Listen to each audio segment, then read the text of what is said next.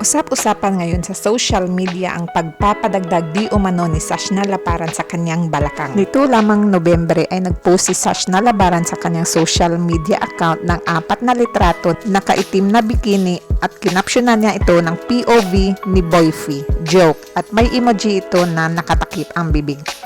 #barefaced. First day here at Highland Valley. Nakatanggap ng samot-saring komento at reaksyon ang mga larawan ni Sashna Labaran dahil sa kaseksihan nito. Kumpara sa kanyang katawan noong kakabreak up pa lang niya sa kanyang ex-boyfriend na si Jerome Ponce early this year.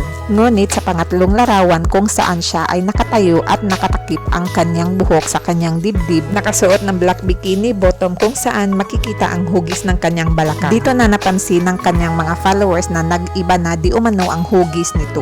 Isa sa kanyang followers ang nakapansin at nagkomento ito na parang nagpalagay talaga siya, di naman ganun kabundok yung balakang niya dati. Ha, pero ganda pa rin.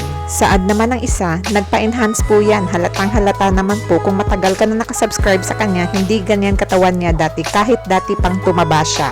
At isa pang komento, nagpadagdag po siya, halata po. Iba kasi yung natural na ganda ng balakang sa lagay-lagay po. Hindi masyado malaki ang balakang nito dati. Nagpadagdag to. Sabi ng isa niya followers, wala naman pong retoking nagaganap. Ang swerte ng babae, napaka-perfect. Pero mariin itong itinanggi ni Sashna sa kanyang vlog na may iniinom lang siya at walang retoking nagaganap. Noon pa man ay itinanggi na ni Sashna na siya ay retokada.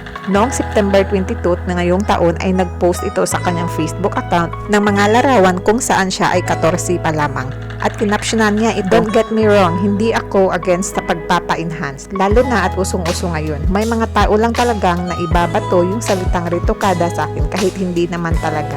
PS, working girl at the age of 13. Thank you for watching. Please subscribe and click the notification bell for more updates.